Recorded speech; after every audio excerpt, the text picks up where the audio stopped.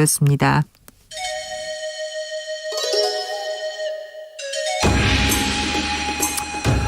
빛보다 빠르게 슉슉, 바람보다 가볍게 슉슉, 경제 공부 술술. 슉슉하고 슉슉은 뭐가 차인 거예요? 이게 뭔지는 모르겠습니다. 아무튼 경제를 알아야 된답니다. 경제를 알아야 인생의 고수가 됩니다. 경공술. 자, 오늘 함께할 경제 고수, 경제 선생님입니다. 얼마 전에 한국 기업 거버넌스 대상 혁신가상을 받았다고 합니다. Y스트릿의 이대호 기자님 모셨습니다. 안녕하세요. 네, 안녕하세요. 네. 반갑습니다. 제아의 경제 고수라고 해가지고 저희가 어렵게 모셨습니다. 아, 제가요? 네. 아, 네. 네. 잘 좀 부탁드리겠습니다. 네. 고수가 되고 싶은. 네. 예. 저는 경제, 금융 그런 얘기가 나오면요. 네. 머리가 하얘집니다. 근데 수입 버신 걸 어딘가가 이제 놓기는 할 거 아니에요? 그런 것도 잘 싫습니다. 저는 그래요? 은행 가는 것도 싫어요. 그럼 저한테 좀 맡기시죠. 그래요? 자, 농담입니다. 자, 큰일 여러분, 납니다. 경제 선생님 모셨으니까 잘 보시면 됩니다. 자, 오늘 선생님이 강의해 주실 주제는요, 금리입니다. 금리. 네. 계속 금리를 마구 올리는 것까지는 제가 알고 있습니다. 네네. 현재 그렇죠. 자이언트 가다가 이번은 베이비라고 하지만 0.25% 오른 것까지는 압니다. 네네네. 네. 자, 그런데요, 이렇게 계속 올리고 있는데, 네. 아니, 물가를 잡는다고 이렇게 금리를 올리는데, 네. 아니, 물가하고 금리하고 무슨 상관입니까? 금리는 우리 경제 생활로 따지면은 처음과 끝이라고 보시면 되겠고요. 예? 예. 어떻게요? 금리는 일단은 그 워런 버핏도 이런 표현을 했어요. 네. 중력과도 같다. 네. 그러니까 지구상에 사는 생명체나 모든 물체는 중력으로부터 벗어날 수가 없잖아요. 네네. 그러니까 경제에 있어서는 네. 금리의 영향을 벗어날 수 있는 게 아무것도 없습니다. 그래요? 그러니까 금리가 높아지면은 네. 다른 자산 가치들도 중력에 끌어내려가듯이 낮아질 수밖에 없는 거고. 그래요? 그게 최근의 현상이죠. 근데 물가를 잡겠다고 해서 금리를 이렇게 계속 올립니다. 그런데 네. 미국에서 금리 올리면 물가를 잡겠다고 하는 것까지는 이해가 되는데요. 미국 금리가 올라가면 원자재 값이 상승되니까 우리 물가는 또 뛰는 거 아닙니까? 그건 조금 다른데요. 이제 원자재 가격이 오르는 이유는 여러 가지가 있겠습니다만. 네. 죄송합니다. 우선은 학생이 지금 우선은 질문이 좀 좋아야 되는데. 네. 자, 우선은. 질문이 나쁘대요. 네. 원자재 가격이 많이 올랐던 거는 네. 전쟁이 터졌죠. 전쟁이 터졌죠. 그리고 그 이전에 코로나19 때문에 네. 각종 정책 지원금이 엄청나게 풀렸죠. 돈이 많아졌어요. 무슨 지원금, 긴급 무슨 지원금 이런 거 많이 풀렸죠. 네. 또 거의 제로에 가까울 정도로 각국이 금리를 내려놨죠. 네. 그러니까 돈이 많이 풀려 있던 상황이었는데 네. 거기에 누군가 이제 가스가 많이 풀려 있는데 라이터를 켠 겁니다. 네. 그게 바로 러시아 우크라이나 전쟁이고 네. 그러다 보니까 에너지 가격을 비롯해서 각종 원자재 가격이 천정부지로 치솟았고 예. 그게 시차를 두고 우리의 모든 소비자 물가 상승률로 이어졌죠. 이해했어요. 그렇죠. 네. 자, 금리를 위아래로 움직이는 가장 첫 번째 이유가 바로 물가 안정입니다. 네. 중앙은행이 존재하는 이유가 화폐를 관리하기 위한 것도 있지만 네. 제1의 설립 목적, 예. 운영 목적이 바로 물가 안정입니다. 그래요? 그게 어느 나라든 자기네 나라 성장률에 맞는 물가 안정 목표를 두거든요. 예. 그게 우리나라는 2%예요. 예. 근데 최근에 소비자 물가 상승률 나오는 거 보면 5%가 넘죠. 네. 그러니까 미국은 뭐 7%대, 8%대가 나와요. 근데 예. 미국도 물가 안정 수준이 2%입니다. 그래요? 목표가 2%인데 소비자 물가가 8%, 7%대 나온다. 엄청 높은 거죠. 엄청 차이가 난 거죠. 네. 그러니까 금리를 높여서 물가를 안정시켜야 하는 건데 네. 앞에서 금리라는 건 이제 중력과 같다라고 말씀을 드렸잖아요. 네. 그러니까 금리를 높인다라는 건 이 돈을 금융회사나 이런 쪽으로 회수를 해 나간다. 네. 즉 긴축을 한다. 예. 시중의 유동성을 조인다라는 네. 뜻입니다. 그러면 풀려있던 돈이 금융기관이나 어느 안쪽으로 싹 빨려 들어가겠죠. 네. 그러면 자연스럽게 사람들이 쓸 돈이 적어지고 예. 이걸 가져다가 뭐 주식, 부동산 각종 투자하는 것도 줄어들다 보니까 물가가 자연스럽게 잡히게 되는 거죠. 네. 수요가 줄어드는 거죠. 네. 네. 근데 이렇게 금리를 6번 연속 올렸나요? 최근에 9차례 올렸습니다. 9차례? 우리나라는요. 예. 작년부터 시작을 해서 9차례 올렸습니다. 이렇게 계속 올려도 되는 겁니까? 된다 안 된다라는 이분법이라기보다는 네. 그렇게라도 올리지 않으면 네. 이 물가를 잡을 수 없기 때문이에요. 네. 근데 이제 물가가 앞에서 이제 5%대 상승 최근에 나타났다고 말씀을 드렸는데 그렇게 말씀하시는 분들 계세요. 금리를 이렇게 가파르게 안 올려도 네. 언젠가는 물가가 잡힌다. 사람들이 물가 너무 많이 올려서 자연스럽게 소비를 줄일 수도 있고 또 소비자 물가 상승률이라는 게 전년 동기 대비로 따지다 보니까 네. 전년 데이터가 높으면 그 다음에 그 달은 상대적으로 낮게 나타날 수도 있잖아요. 역기저 효과라고도 하는데 네. 그래서 금리를 이렇게 가파르게 올려야 되는 거냐 너무 고통스럽다라고 이야기를 하는데 단순히 눈에 나타나는 소비자 물가지수 상승률만이 중요한 게 아닙니다. 네. 그 뒤에 그림자 같은 게 하나 있어요. 예. 그게 조금 말이 어려운데 기대 인플레이션이라는 게 있습니다. 예. 그러니까 예를 들어서 제가 갖고 있는 볼펜이 지금 1,000원이에요. 네. 근데 이게 한 1,300원 됩니다. 네. 그럼 사람들이 비싸다고 생각을 하겠죠. 네. 근데 1,400원, 1,500원 계속 올라요. 그런 사람들이 야 저거 다음 달에는 1,600원 되겠는데 네. 내년에는 2,500원 되겠는데 하면서 하나 살 사람이 2개를 사고 2개 살 사람이 5개를 사서 쟁여놓겠죠. 예. 그럼 그게 일종의 가수요가 생깁니다. 예. 그러니까 앞으로 물가가 더 오를 거야라는 기대 심리가 있으면 평소에 오를 것보다 더 많이 물가가 올라버리는 거예요. 예. 그러면 정말로 옛날에 그 짐바브웨에서 빵 하나 사려면 한 트럭으로 돈을 실어와야 하는 것처럼 화폐 가치가 뚝 떨어져 버리거든요. 네. 그래서 현재의 물가 상승률뿐만이 아니라 사람들의 기대 심리를 꺾어야 하기 때문에 네. 금리를 가파르게 올리는 거죠. 예. 이해가 좀 가시나요? 네. 이해가 안 가시는 표정이어가지고. 아니 제 표정 원래 그래요. 여기까지 이해했어요. 네. 설명을 잘 해주셔가지고 여기까지는 제가 무리 없이 왔습니다. 이창용 한국은행 총재가 최종금리 3.5% 수준이다 얘기했다. 이 얘기를 하는 거 보면 네. 이제 금리 고만 올린다 이런 그렇죠. 얘기로 받아들여야 됩니까? 그건 맞습니다. 거의 다 왔죠. 왜냐하면 현재 이제 11월에 한 번 더 올려서 3.25거든요. 예. 근데 3.5가 우리나라가 현재로서 올릴 수 있는 금리의 최상단이다라고 말씀을 하셨어요. 그런데 예. 우리나라 금리는 미국 금리 따라가는 거 아닙니까? 꼭 안 따라가도 되지만 네. 따라가야 할 필요도 있습니다. 그래요. 이게 애매한 답변이죠. 일단은 한국은행 총재가 우리의 그 금리 최상단을 먼저 말해준 것 자체가 굉장히 이례적인 일이기는 한데 그렇죠. 그야말로 시장에 먼저 메시지를 준 겁니다. 네. 그러니까 이 정도까지만 올리니까 너무 힘들어하지는 네. 마세요라고. 근데 미국의 기준금리는 이제 4.0%예요. 미국이 더 높죠. 근데 그거 하나만 놓고 보면 돼요. 물은 높은 곳에서 낮은 곳으로 흐르죠. 네. 돈은 그 반대로 흐릅니다. 그렇죠. 이자 그렇죠. 많이 주는 대로 가야죠. 자, 근데 세계에서 가장 안전한 나라에서 이자를 4% 준대요. 그럼 근데 다른 나라는 더 올려야 될 거 아닙니까? 그렇습니다. 그래서 다른 나라들도 금리를 안 올리고 있으면 안 되는 겁니다. 왜냐? 예. 그 외국 자본이 달러로 다 빠져나가니까. 그러니까요. 가장 안전한 나라에서 금리를 저렇게 많이 준다는데 저 거기다가 같아도 갖다 빠져나가죠. 예. 예. 그래서 그걸 막기 위해서라도 어느 정도 정책을 동조화하면서 같이 금리를 올릴 수밖에 없는 거예요. 그리고 또 절대적으로 우리나라 물가 수준도 상당히 높은 상황이고요. 6100님께서 미국의 금리 상한선 어느 정도 될까요? 미국도 이런 좀 메시지가 나왔습니까? 아, 그럼요. 그러니까 미국은 한국은행에서 이창용 총재가 3.5%입니다라고 말한 건 굉장히 이례적인 신호였고요. 네. 미국은 3개월마다 점도표라는 걸 찍습니다. 그러니까 통화 정책에 참여하는 위원들끼리 자기가 생각하는 금리 수준의 점을 찍는 거예요. 네. 그게 모여서 어디 수준의 점이 제일 많이 찍혀 있네. 그럼 시장이 그걸 예측을 하는 거죠. 네. 현재로서는 한 4%대 중후반으로 보고 있고요. 네. 근데 이제 물가가 예상보다 안 잡히면 이게 5% 넘을 수도 있겠다. 이렇게 시장이 또 짐작도 하고 있고요. 아이고 그래요. 네.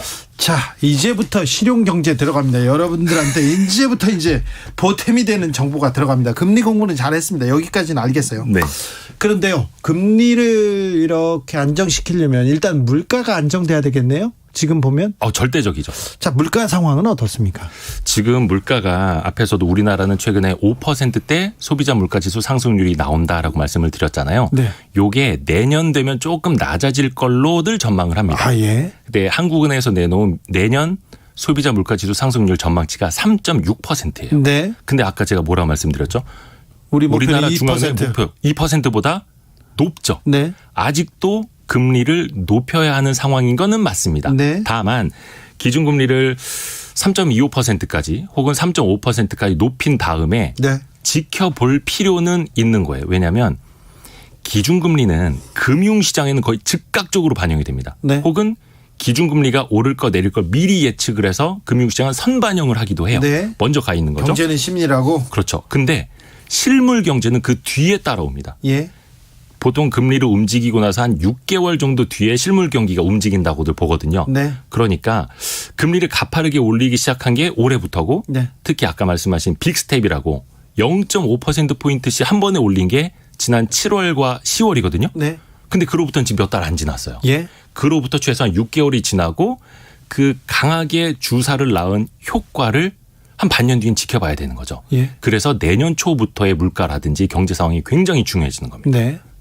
자, 그런데요. 네. 우리 경제 금융 전문가들이 네. 내년에 예. 금융 위기가 올 가능성이 있다. 매우 높게 지금 전망하고 있습니다. 그리고 삼성전자도 허리띠를 이렇게 졸라맨다고 이렇게 얘기를 했는데 네. 네, 죄송해요. 아, 예. 이제 아닙니다. 궁금한 네. 대로 가요. 의식의 네, 네, 흐름대로. 네. 네. 자, 그러면요.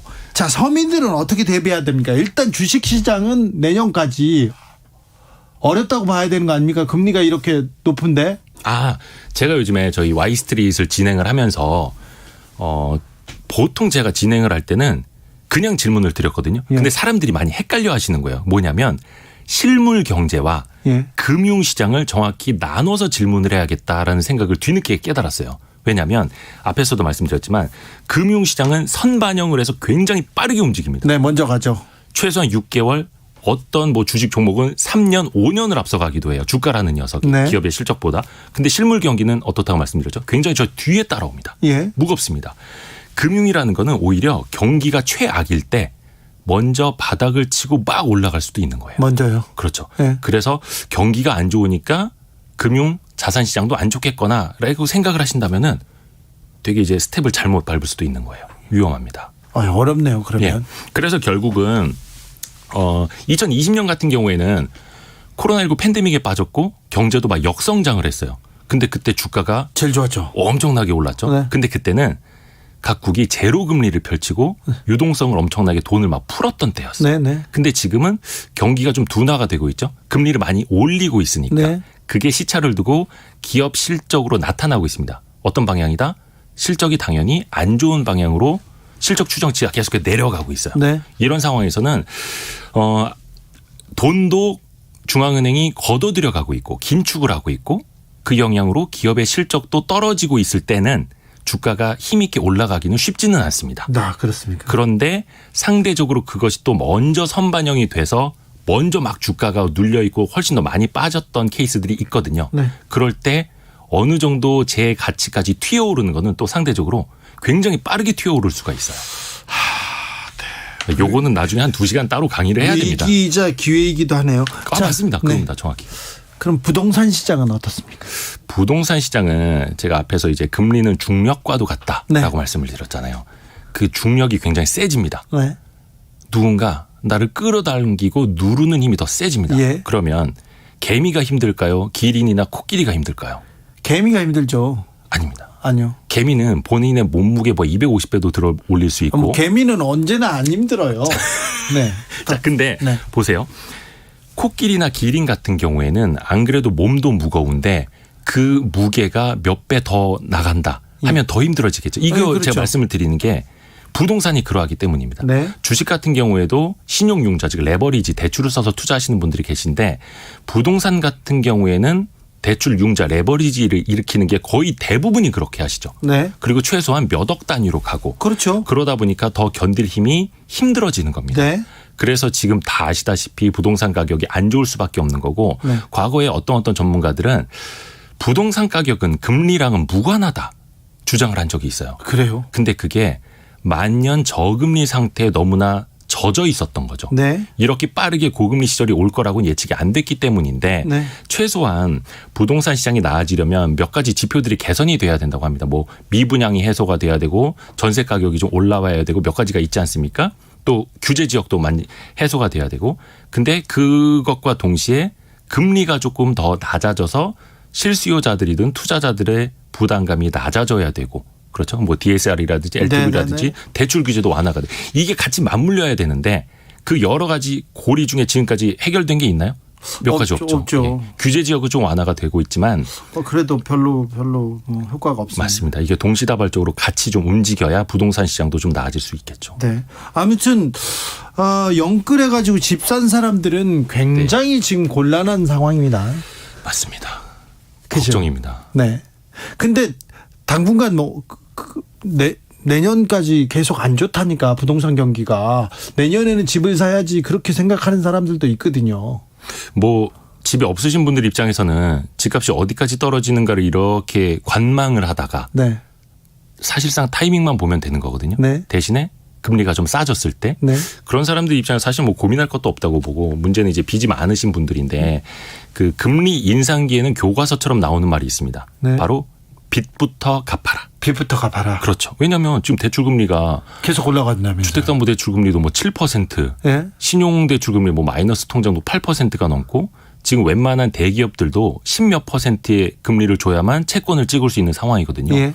그런 상황에서 그렇게 돈을 빌려서 과연 어떤 투자 자산에 용감하게 투자할 수 있는 사람이 몇이나 될까. 그러니까 그런 얘기 나옵니다.